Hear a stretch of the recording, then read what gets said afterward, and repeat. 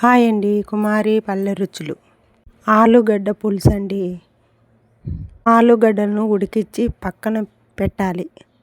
ముందుగా స్టవ్ వెలిగించి స్టవ్ మీద ఒక గిన్నె పెట్టి గిన్నెలో కొద్దిగా నూనె వేసిన తర్వాత అది వేడి అయిన తర్వాత కొద్దిగా ఆవాలు, జీలకర్ర, మినపప్పు, శనగపప్పు వేసి లో ఫ్లేమ్లోనే తాలింపు వేగనివ్వాలి.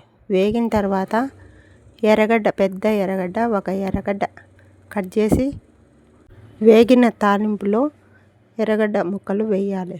వేసి సన్నని మంట మీద వేగనిస్తూ ఉండాలి. ఎర్రగడ్డ కొద్దిగా మెత్తబడిన తర్వాత 2 పచ్చిమిర్చి కట్ చేసుకొని అవి కూడా దానిలోని వేసి సన్నని మంట మీదనే వేగనిస్తూ ఉండాలి. అవి వేగిన తర్వాత టమాటాలు కూడా సన్నగా కట్ చేసుకొని వాటిలోనే వేసుకొని వేగనిస్తూ ఉండాలి. గెంటె సాయంతో కలబెట్టి అది బాగా రొంత మెత్తబడిన తర్వాత కొద్దిగా పసుపు వేసి టేస్ట్కు తగినట్టు మేమైతే రాళ్ళ ఉప్పు వేస్తామండి.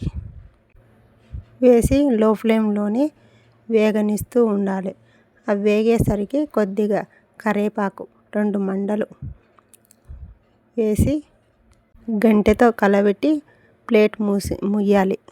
10 నిమిషాల తర్వాత బాగా మెత్తగా ఉడికి ఉంటాయి. ఉడికిన దానిలో అల్లం వెల్లుల్లి పేస్ట్ వేసి పచ్చివాసన పోయేటట్టు వేగనివ్వాలి. వేగిన తర్వాత గరం మసాలా మనం ఇంట్లోనే చేసుకున్నదండి, చాలా టేస్టీగా ఉంటుంది. గరం మసాలా వేసిన తర్వాత మనకు కారం మనం తినేంత కారం వేసుకొని ధనియాల పొడి వేసి కలిపి పెట్టాలి. కలబెడుతూ గెంటె సాయంతోనూ బాగా కలబెడుతూ ఉంటే అవి బాగా ఎర్రగా వేగుతుంది. వేగిన తర్వాత కొద్దిగా వాటర్ మనకు తగువైన మనము పులుసు కావాలనుకుంటే కొంత ఇలా మెత్తబడిన తర్వాత కొద్దిగా పులుసుకు కావాలని కాబట్టి ఒక గ్లాసుడు నీళ్ళు వేసుకొని కలబెట్టి పక్కన పెట్టిన ఆలుగడ్డలను దానికి ఉండే తోలు తీసేసి పక్కన పెట్టి సన్నగా కట్ చేసుకోవాలి. కట్ చేసుకునే ఆలుగడ్డలను ఆ పులుసు కూరలో వేసి కలబెట్టి పెట్టాలి. అవి ఉడికిన ఆలుగడ్డలు కాబట్టి 10 నిమిషాల కల్లా బాగా అట్లా గెంటె సాయంతో కలబెట్టి పెడితే బాగా ఉడుకుతాయి.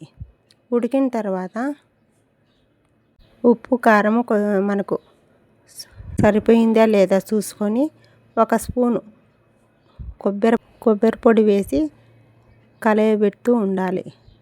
అది బాగా కలుసుకొని గుజ్జుగా అవుతుంది. అయిన కూరను రాగి సంగటిలోకి కానీ, జొన్న రొట్టెలోకి కానీ, అన్నంలోకి కానీ, చపాతీలోకి కానీ చాలా టేస్టీగా ఉంటుంది. ఆ వీడియో నచ్చితే లైక్ చేసి షేర్ చేయండి.